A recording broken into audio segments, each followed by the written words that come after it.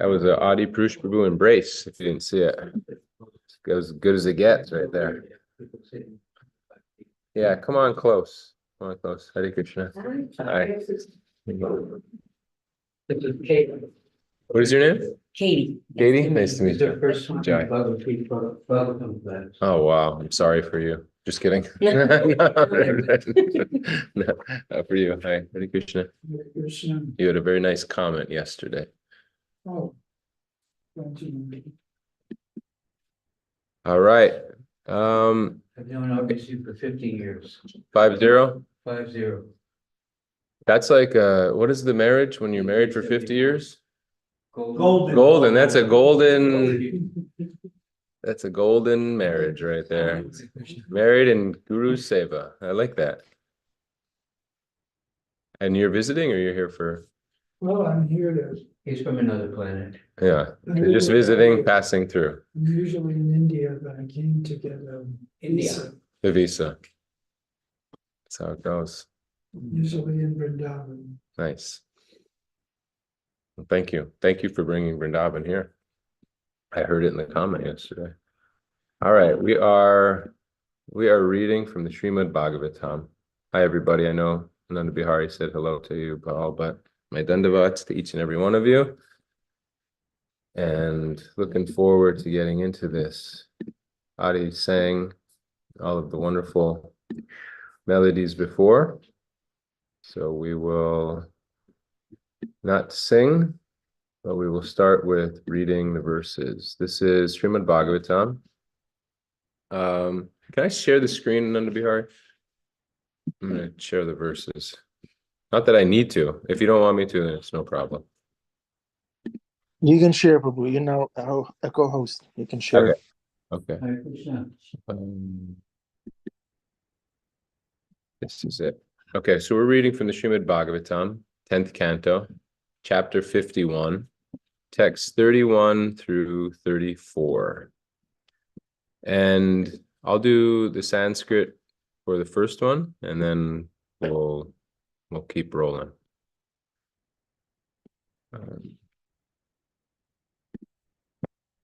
Vayam tu purusha vyagyar aksha ka shatra bandavaha muchakunda iti prokto yauvana svatmaja prabho.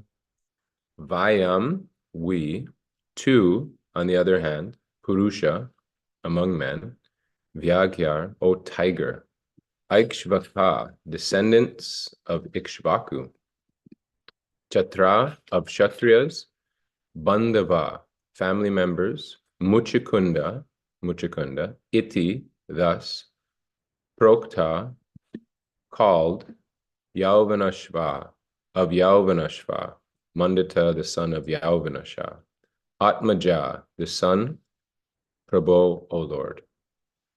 And translation and purport. Translation, as for ourselves, O tiger among men, we belong to a family of fallen Kshatriyas, descendants of King Ikshvaku. My name is Muchakunda, my lord, and I am the son of Yauvanashva.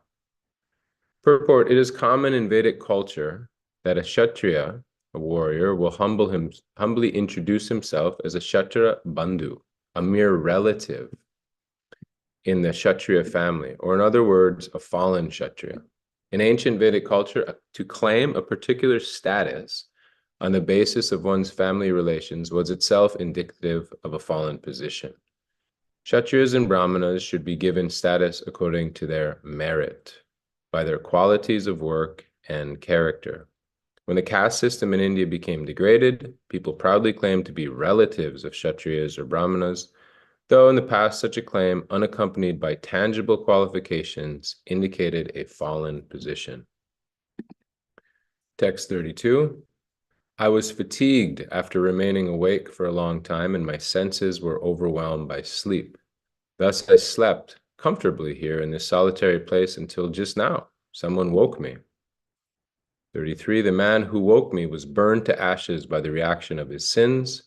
Just then I saw you, possessing a glorious appearance and the power to chastise your enemies. Purport. Kalyavana had declared himself the enemy of Sri Krishna and the Yadu dynasty. Through Muchukunda, Sri Krishna destroyed the opposition of that foolish barbarian. Finally, text 34. Your unbearably brilliant effulgence overwhelms our strength, and thus we cannot fix our gaze upon you, O exalted one. You are to be honored by all embodied beings. So let me just replay those one more time, because Sri Prahlad, who gave class yesterday, was a setup. It was a setup, and he was saying, get ready. Here comes the revelation of who this person is. But here's the thing. It's not going to happen today. Sorry. It's more of a setup. So it says 31 to 34. As for ourselves, here's Muchukunda just getting up after burning somebody with his eyes. And he looks around and he sees the most beautiful person he's ever seen. And he says, who are you? I'm eager to hear. And then he says, as for me, O tiger among men, I belong to a family of fallen Kshatriyas, and that we're descendants of King Ikshvaku. My name is Muchukunda, and I'm the son of Yovanashva. I was fatigued after remaining awake for a long time. My senses were overwhelmed by sleep. Thus I slept comfortably here in this solitary place until just now somebody woke me.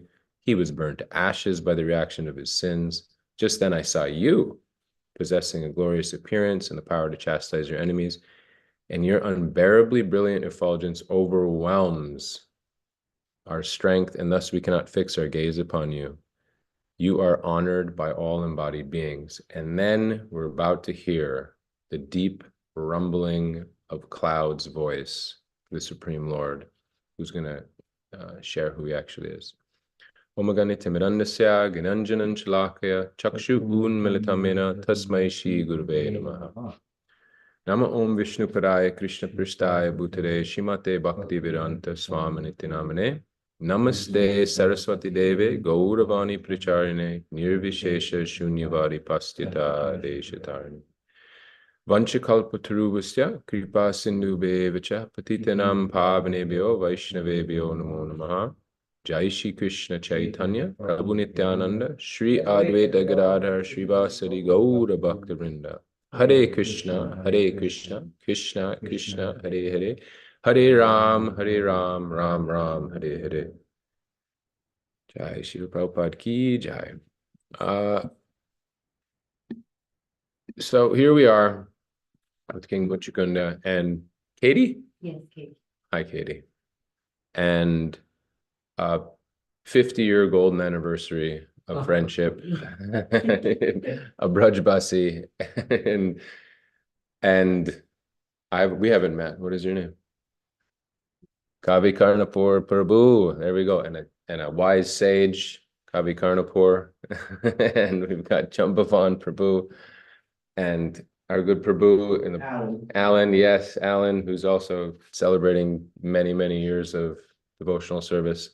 And we've got Champak on the altar, Gopal on the altar, and we've got the entire assembled online devotees, of which I can see Ananda Bihari's clean-shaven face, Anandi's glorious smile. Hi, Anandi, good to see you. Bhima with the horses, Henry dancing on the banks of the Yamuna, Mike Prabhu, and Gautam Ghosh, who is so still when he listens to Bhagavatam class that most of the time I think it's a picture.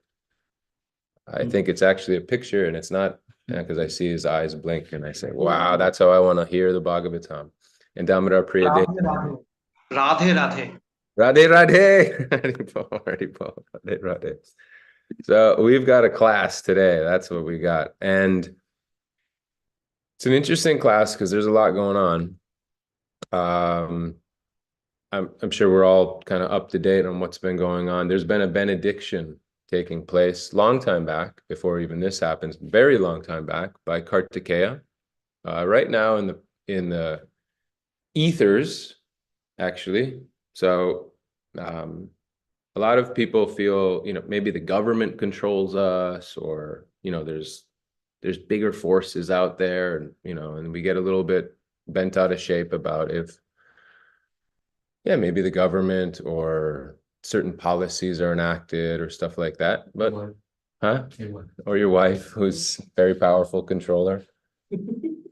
Something happens in our life, and then we get a little bit bent on, we don't feel that we can move in the way that we want to move, but we recognize there's higher powers that are acting, and in the bigger planetary system, there's higher powers, and right now there's an amazing planet, Mars, or Kartikeya, who's exalted. So if you were born right now, at this moment, or at today, if you were born today, you'd have in your chart an exalted Mars. And that would mean that you could do things quite well in certain, you could put stuff together.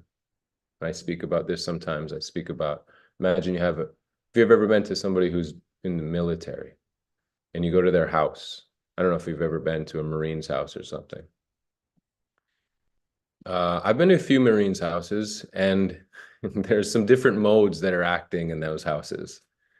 It can be quite intense, but usually wherever you find the ammunition, everything is polished and put together there. Maybe the rest of the house is doing something else, but wherever it's tidy. And so this Kartikeya was actually the person, he was the general. He's the army general of the good guys, of the Suras. And he sees this Muchakunda and he says, man, he's been fighting for the good cause for a real long time. I mean, so much so that and some of us, I'm sure in our lives have been absorbed in something and you forget what time it is. And you think, oh, wow, this is it.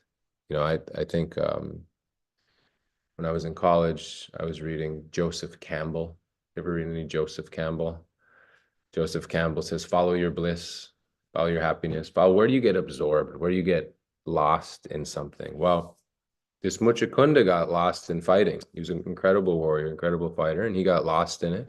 So much so that, imagine you get so lost that your wife and children all leave the world. Because you just got so lost and absorbed in your duty that you forgot, because you were fighting the good fight. You were fighting the good cause. And so Kartikeya comes to him and says, besides being immortal, because that's usually something that people want, just let me be immortal.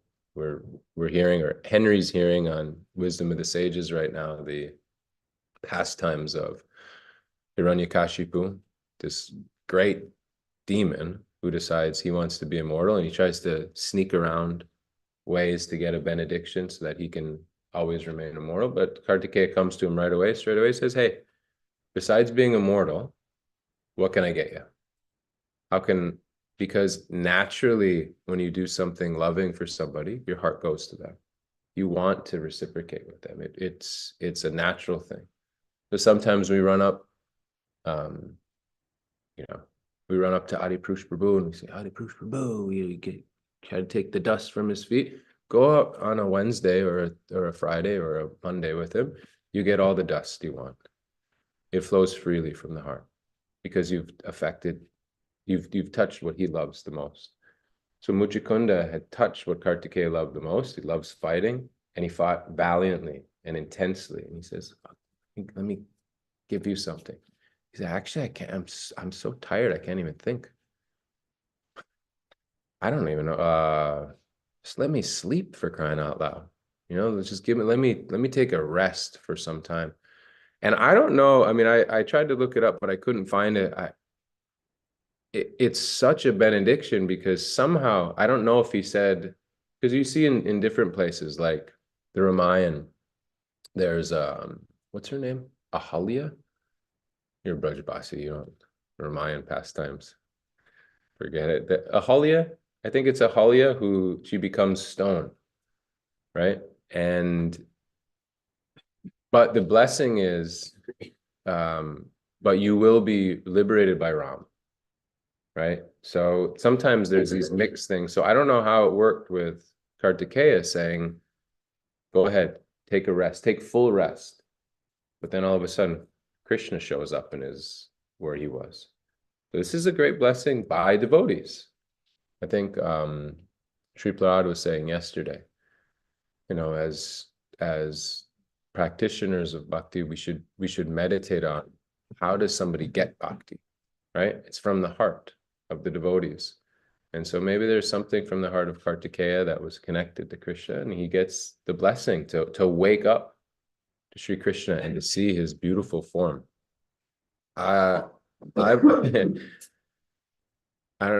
if you're waking up and you're seeing Krishna's form, it's a very wonderful thing.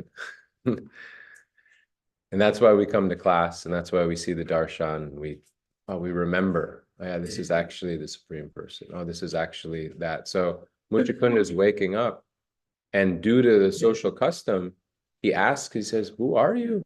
And then he says, actually, let me reveal who I am first, and then you can share. Because that was actually the social custom. So when I was looking at this, I was thinking there was a few different themes that were taking place. And I broke it down into 3 themes. Many things all at once, or one thing fully, that's one. Seeing what we want to see, and according to people's natures. These are the 3 things that came out in these verses to me. In the Krishna book, it says, chapter 51, of course, it's the same one, but chapter 51 in the Krishna book, Srila Prabhupada says, on the strength of the benediction of Kartikeya, Muchukunda burned Kalyavana to ashes by glancing at it. When the incident was over, Krishna came before King Muchukunda. Krishna had actually entered the cave to deliver King Muchukunda because of his austerity. So he'd done something very powerful, and so he's going to deliver him. But Krishna did not appear before him first.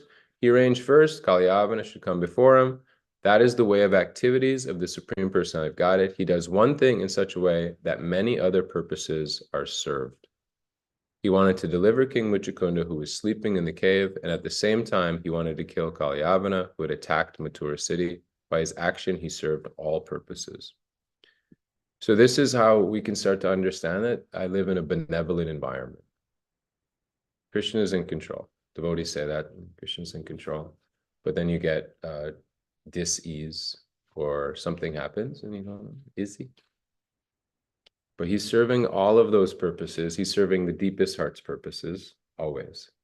And so that's Srila Prabhupada says faith is unflinching belief in something sublime. That's faith. But actually the fruit of faith is to live that and to feel that that's actually happening at all times. That's your journey. You know, and we see great devotees, that's their journey. They can see the hand of Krishna in everything. They're seeing Krishna in the hearts and the minds and the actions of everybody that's around. And so Krishna does one thing, but he does so many things at the same time. Now, this is where we have to see our frailties. I do one thing, and that's about all I can do. I can't do many things. If I try to do many things and try to do many things at the same time, it becomes a real problem. I kind of, if I try to use my little intelligence, then it doesn't really work. But if you see, like in the lives of great devotees, they do one thing, but it serves many purposes. So like Srila Prabhupada, he did one thing, but it would do so many different things at the same time.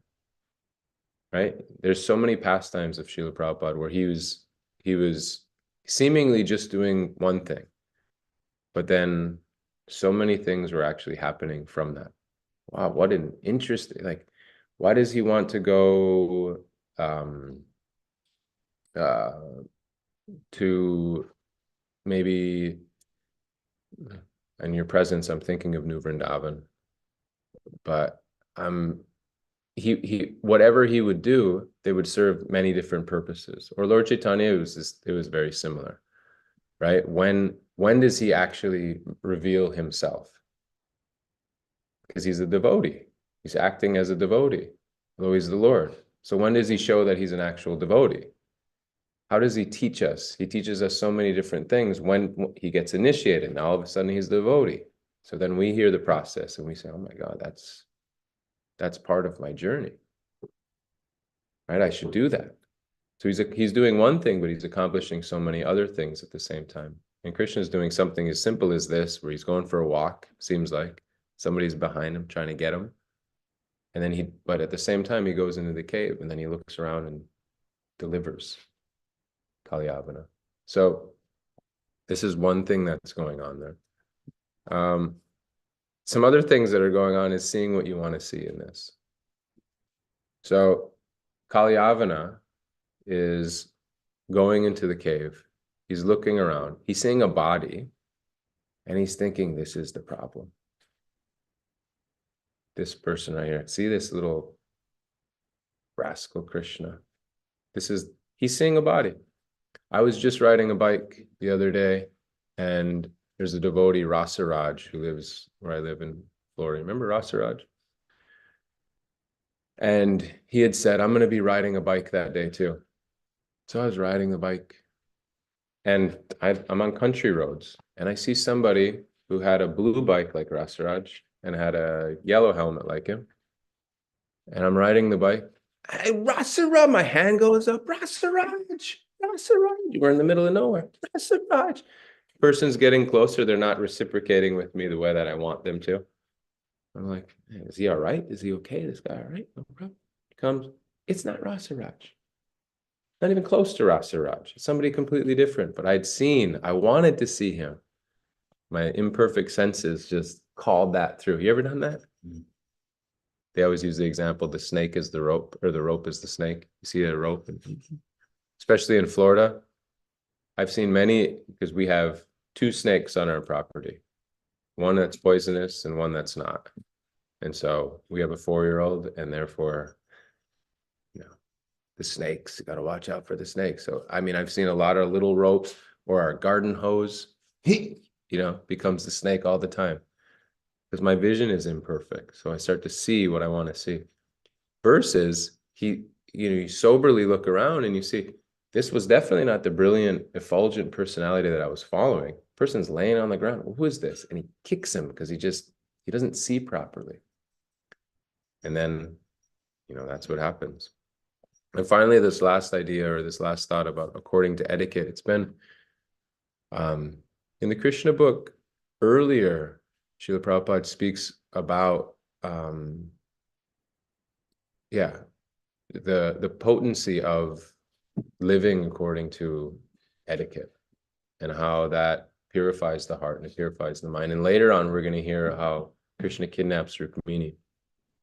And we're going to hear about the father of Rukmini, who he's not into this fact that he's about to marry his daughter off to Shishupal, another bad guy. He's not into it, but he's receiving all the guests. And I really like this. Srila Prabhupada says he receives all the guests according to their natures, right? Kavi Kanapur, can you go? This is like you'd like this place. And he gives them what he likes. The name suggests a little sadhu. I'm going to give you a little hut. Just look at all you need, right? You just need this little hut, little cow dung walls. You good? Yeah, okay, good. And he's Jumbaman. I've got some nice shiny things for you. Come over here. Come over here. Come. Look at this is very nice. Marble floors for you. You see this? You go, okay, very good. Very nice, right? According to he's being very personal. And we see this in Srila Prabhupada's life. Always so personal. Exactly what the person needs. Could see the heart, the mind, and then it was able to reciprocate with that person. And that's what we all want, is to be seen. Like really seen. Like, does somebody get my nature? Do they really understand me? And I don't know about you all, but I know the millennial generation is like, this is if they could take the drug, to be seen, that's what they would take. Because it's so hard to see, because we don't have elders in our lives that see us very often, that really see us. This is your nature. Go in this direction. It's okay. You don't have to be like everybody else on social media. Come on. Just be like this. With affection, that we know there's shelter there. It's very rare. So just to be seen, and it's a very important thing, because it empowers us. And it allows us to be who we actually are. We don't have to be something that we're not. We can be a Brajbasi, right? We can go to Vrindavan. We can go and do our bhajan.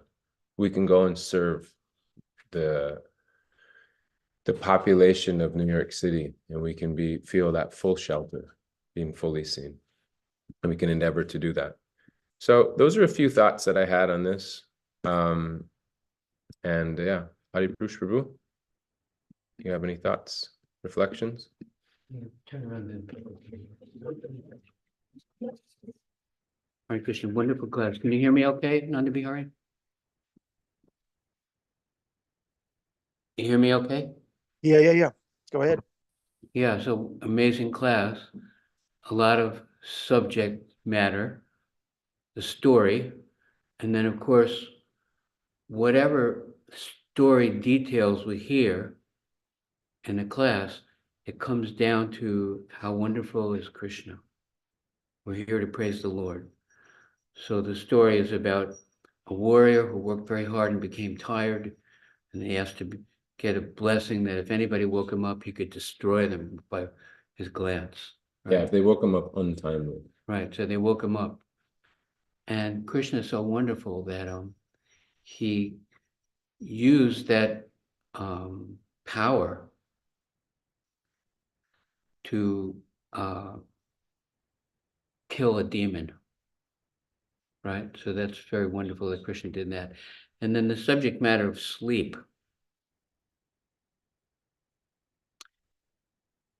We sleep, and then sometimes people sleep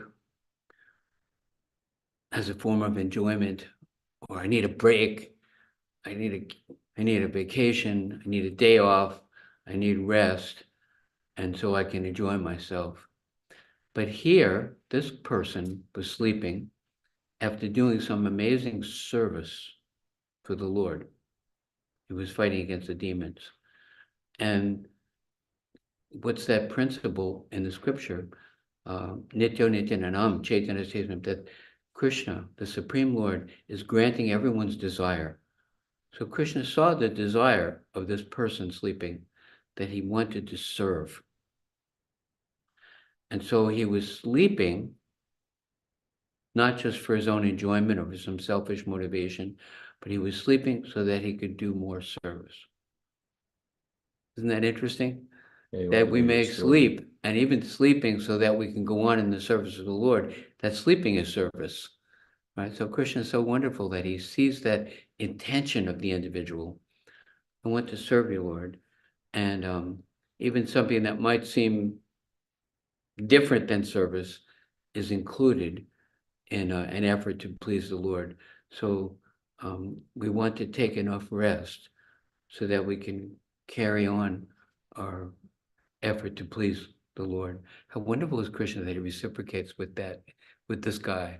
Mm. You know, he gives him an opportunity to rest, and then instantly, as soon as he's waking up, he's giving an opportunity to do more service, even by killing a demon with his glance. Mhm. Anyway, I prayed to Prabhupada what to say, what to contribute, because you covered so many wonderful subjects. But I'll focus on that simple thing. How wonderful is Krishna? Mhm. So we can desire, Lord, I want to serve you, and then everything works out. Thank you. Hare Krishna. You know, it's an interesting subject, sleep, actually. We were talking about in our men's group on Tuesday, this last Tuesday, and our Ganesham Prabhu was saying he had an exchange with Pradumna Prabhu. And Pradumna Prabhu, great scholar, you know, amazing personality. He was saying the importance of sleep, and he was discussing the importance of sleep and how to properly prepare for sleep. Oh. Which was interesting because, you know, most of us, we properly prepare for sleep by scrolling, and then the battery has to die so that we don't keep scrolling, and then we go to bed, and then that becomes degrading. That sleep actually becomes degrading because the consciousness isn't fixed properly, and then you're in those pastimes. You know, you're in that. Those things become very affecting. And Pradumna Prabhu used the word. He said, "Your brain cells get charged." That's what he said. Your brain cells get charged with that. So the importance of, and he used the example of, what did Srila Prabhupada ask? He said, "Drink milk and read Krishna book."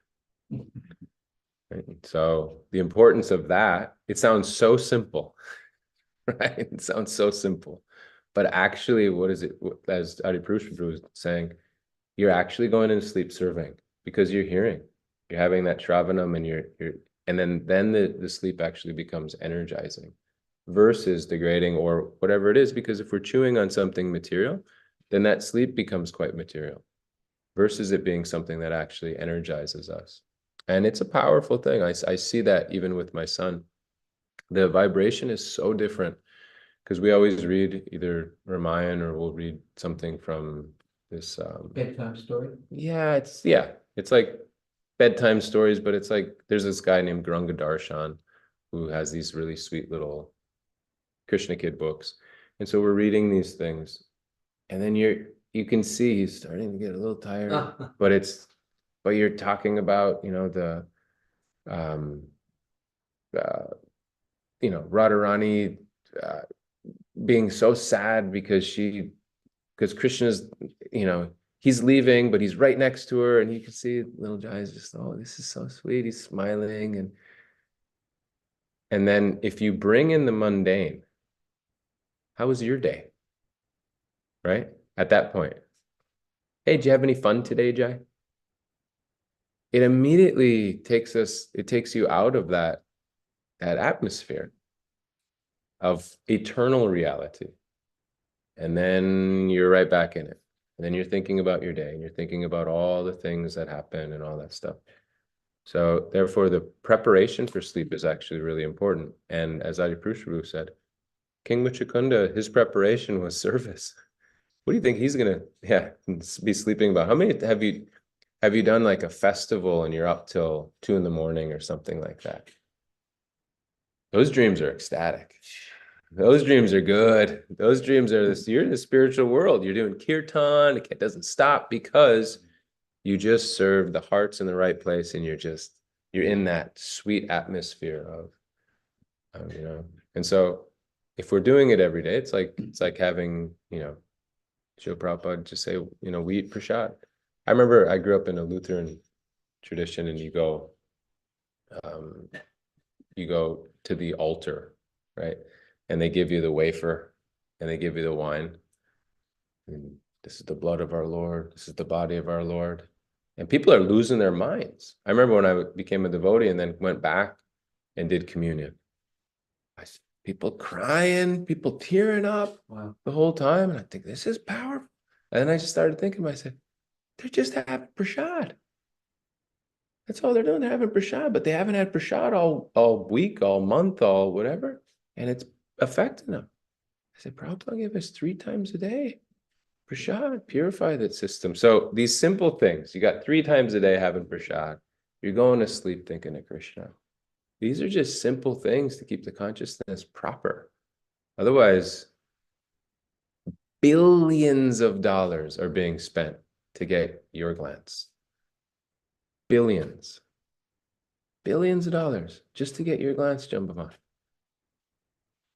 Because there's potency in your glance. There's potency where you put your attention, and everybody knows that. So therefore, as yogis or aspiring devotees, we're trying to give our glance to somebody that can actually reciprocate with it and not exploit it. Yeah, Jambhavan. Something. 23 people can hear you speaking. Can I just hold it like that? Yeah. Hare Krishna. Like a question, something I noticed before joining this culture. We desire a lot of things, like we want a lot of things, like in life. Yeah. And then somehow Krishna slowly gives it to you. Like whether you want to travel or whether you want to, like he gives it to you, meeting certain people, slowly opens it up. But while you're chanting, while you're experiencing these things, like the taste of what you wanted is slowly also taken away. Like you getting it, but it's also like just getting away. Like, and then in the back of your mind, you're like, did I really want this? Like slowly, like, oh wow, I'm in America. Yeah. From African boy in America. But slowly it's like, do you want to be in America? Yeah. do you want to be? Like, and it's like through that experience or experiencing it, it's like a small space between how to properly desire the things you want.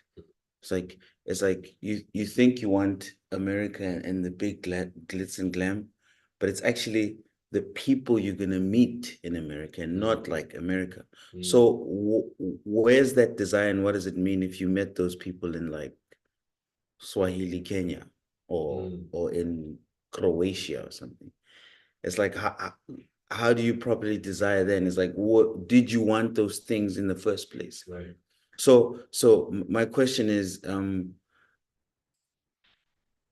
what does it mean when you finally get to those things, and then you realize like, oh man, did I want this? Did I want this car? Yeah. You know, like, did I want to marry this person? Yeah. You know, because you get like certain types of levels of love from other things, and it's like, did I want this? And it's like a confusing place to be. Krishna's working in your life to purify our desire.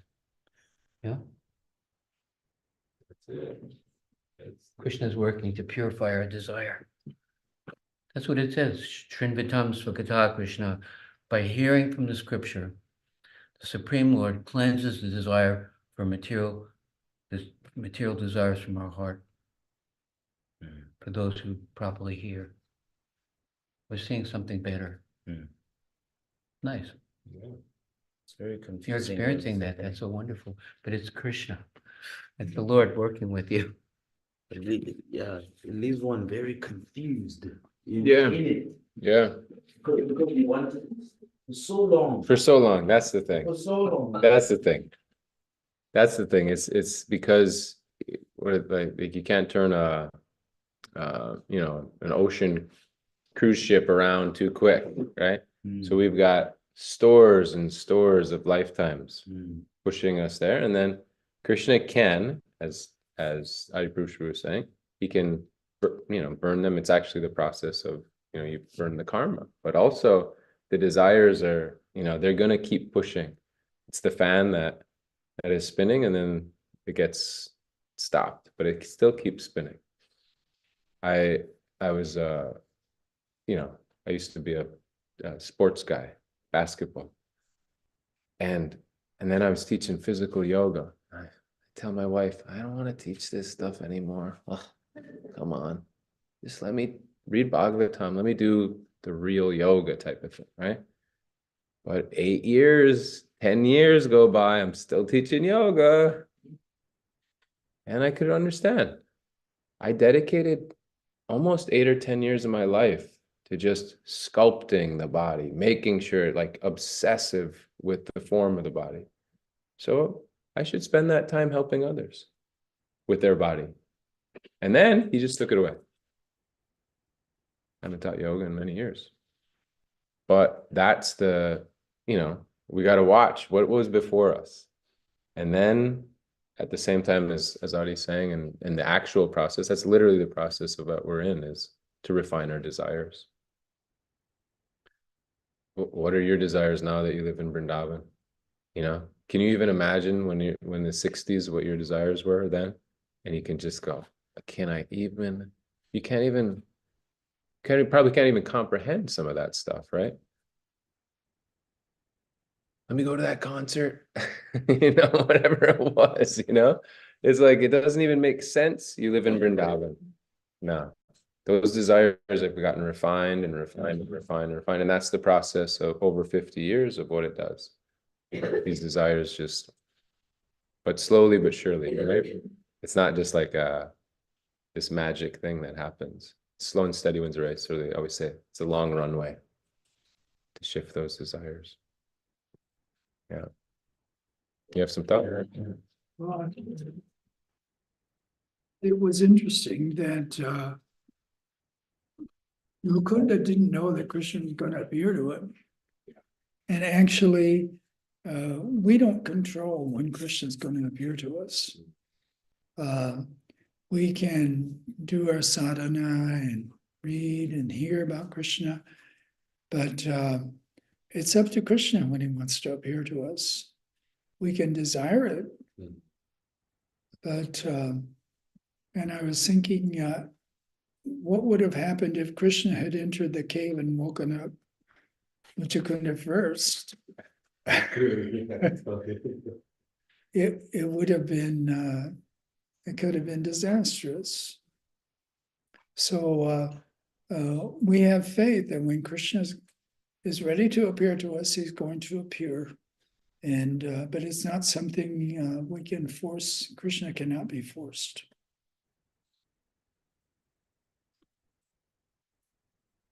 It's such a fine line, because what you said, I completely agree with. Like, we can't force, but then there's also lauliam, right? Our greed. We've got to become greedy, because that's like you got to do two things at once. You got to be greedy for it, and then you let it go. Greedy, I'm yours. Greedy, let go. That's greed. Yeah. Enthusiastic and patient. Right? Enthusiastic and patient. Yeah. Nanda Bihari, you had a thought? Thank you, Giridhari Prabhu. Wonderful discussion. I have a reflection Yes. on something that Jambavan Prabhu said. Okay. I have the same realization that when you're desiring, hankering for something material, then when it's granted in some way, shape, or form by Krishna to you, then the taste for it is diminishing. But then when your desire is spiritual, like I remember when I was first joining the movement, I was on the sidelines. I was checking the devotees out, and I liked them. I said, I want to be part of that. So here I am so many years later, and that desire is still burning. I still want to be part, and somehow that desire was granted. I don't know how, but I'm allowed to be part of it. And with spiritual desire, it's only growing stronger. When we're desiring for something spiritual and Krishna gives it, then the taste doesn't go away. Just an observation on what Jambavan Prabhu said so wonderfully. And thank you for coming here, Jambavan Prabhu. You came for our benefit. That desire was not material. Come on. Hare Krishna. Oh, great. Yeah, great thought, Nanda Bihari. Nanda Bihari was very greedy for the association of devotees, so much so that he would go to work and then sleep in the ashram and get up and go. He's a very greedy guy for the association of devotees. Truly, you were a big inspiration. I was thinking about you when I was walking over today. Nobody like you. Serving, who's that guy that you're serving? Some higher, was it Polish guy? What was his thing? Polish guy? Hold on. Who is that guy that you were working for before you? Oh, that was the ambassador, the big time ambassador. Yeah, the time ambassador. He didn't wanted to do nothing with it. He just wanted to be with the devotees in the morning. He was so austere.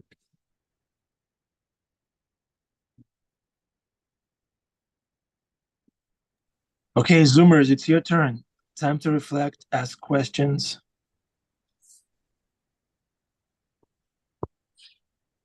Bhima, how can you wake with Krishna if you don't go to bed with Krishna? Good one, Bhima. Nice. Haribol Prabhu. Hey, Hare Krishna, Bhima. I love Hare it. Krishna. I feel like I'm looking at you. That scarf and handsome.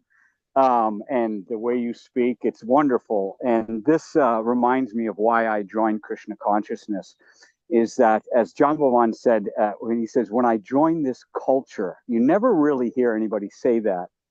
By the way, can I be heard without breaking up here? Sound great. Yep. Okay. That the devotees, like,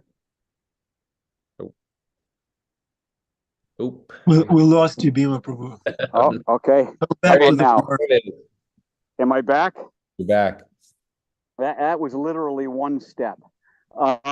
Anyways, it's not like I joined because of the philosophy convinced me, or because I was searching after Krishna. I joined because I couldn't find any better people. I couldn't find any more intriguing, fully developed characters, people with character. Of course, I had the pinnacle,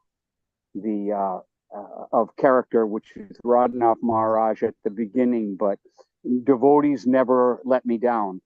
Even if they get let down, or even if they fall down, they never let you down, because they're always struggling. That's in the Gita, the Bhagavatam. It says even when they fall, they're still to be considered saintly, because they've been reaching out for Krishna.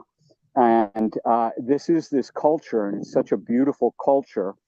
And you mentioned something about scrolling, and I always have to ask myself after I scroll, whether it be some form of Maya, watching some MMA, knockouts, or something superlatively innocent, but at the same time distracting. And then I ask myself, how do I feel afterwards? How is my consciousness afterwards? Did I just eat a big bowl of Captain Crunch? How is it making my consciousness feel? And do I feel down, or is my scrolling? Last night, I actually I go to bed very early, and to put myself to sleep, I just scroll through the Bhagavatam and just read at will, at random. And of course, the next thing I know, I'm asleep. But it's just a wonderful thing to go to bed with Krishna consciousness in mind. And that way, when you wake up, at least you can be assured that you did the right thing. It's a great way to begin the day in that type of culture. Hare Krishna. We're going to name this class Going to Bed with Krishna. I hope it doesn't sound too controversial.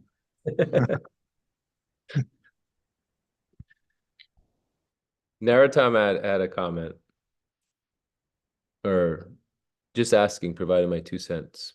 How do we really cultivate the spiritual greed? I feel my mind is finally becoming a friend. How do we hanker for hearing Krishna Katha and simultaneous Gaur Leela? And even amongst devotees, how do we continue serving with great intensity and resolve? Great questions.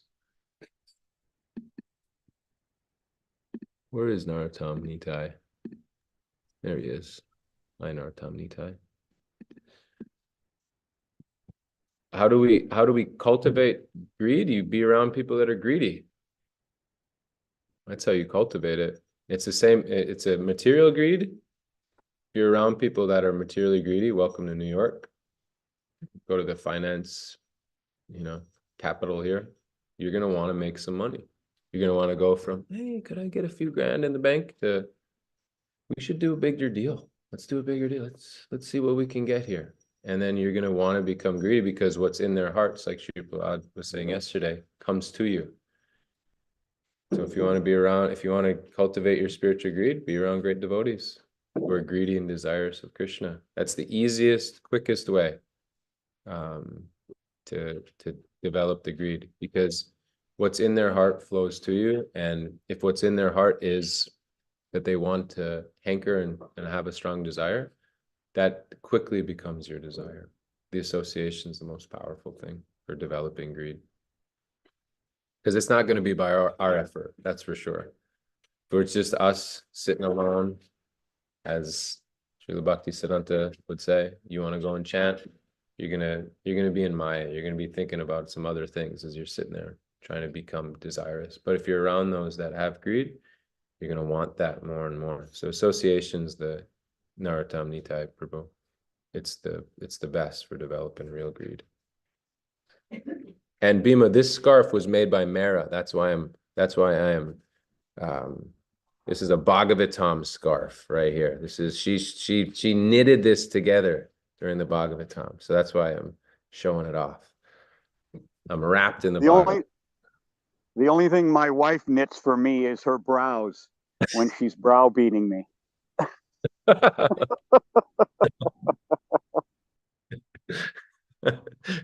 Very good. Very good. Thank you. Thank you.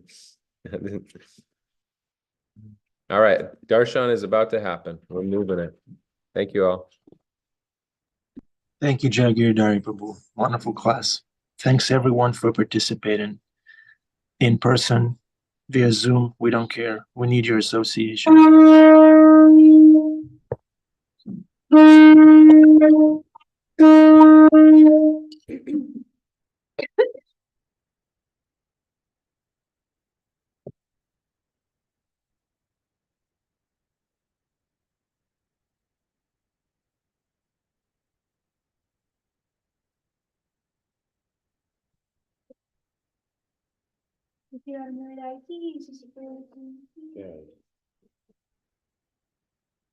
They're calling you.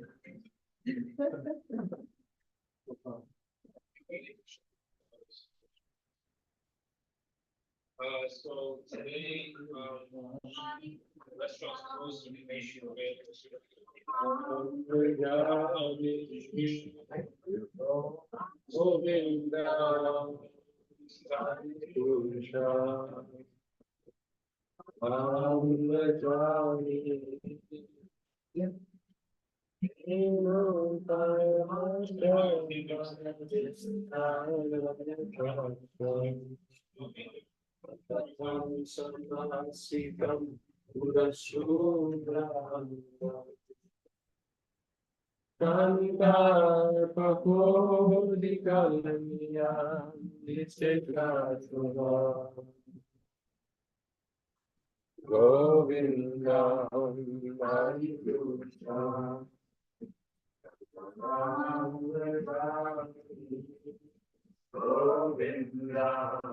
Hari Krishna, Govinda, Hari Krishna, Govinda,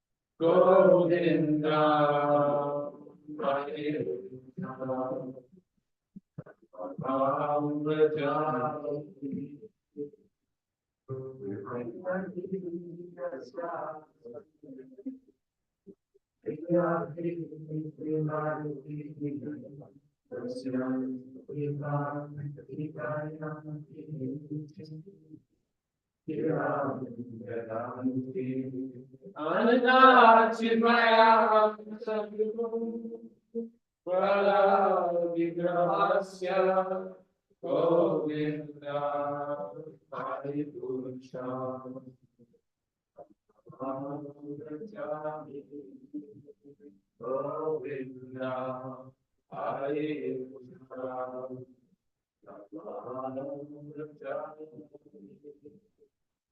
Govinda, Hari Krishna.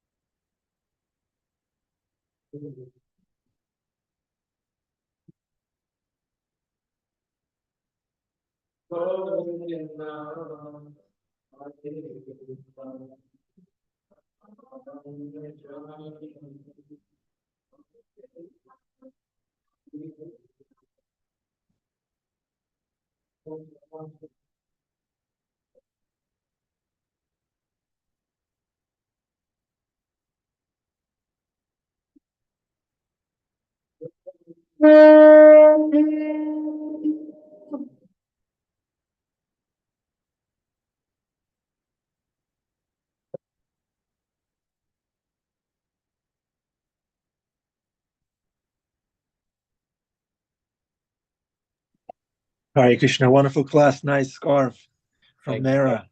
Jai. Shravanam scarf, Hare Krishna, see you all. Okay, that was the paid promotion from Giridhari. Shravanam scarf. Okay, thanks everyone for commenting, for offering your attention to Krishna Katha every day. Let's all say a prayer for Anandi's husband, Donald. He's in the hospital. Donald, we love you. We're praying for you. Krishna will take good care of you and Anandi. Anandi, thank you for being part of our Sangha.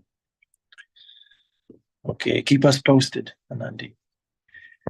Okay, have a wonderful day. Remember, every step in the life of a devotee is a dance, and every word is a chant. So dance and chant through life together with other devotees, and everything will be all right. Hare Krishna. Nice